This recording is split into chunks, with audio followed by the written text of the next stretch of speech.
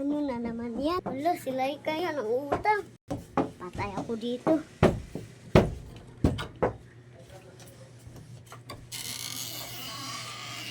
Ang utang mo, Mika. Sorry, Mika. Wala nga akong pambayad. Ayan ka naman.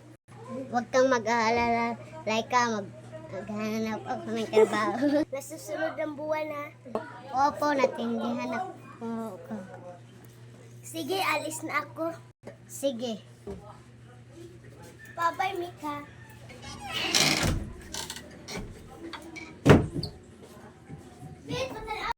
Sa susunod na buwan. Ala, mababayad si Mika. Puntahan niya. Go.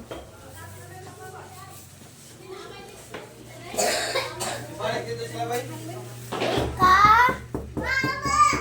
Wala, patay ah. Ngayon, wala pa akong trabaho.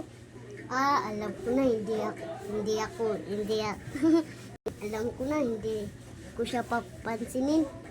Matulog na ako para hindi ako mapansin. Ulit na ako, walang tali dito.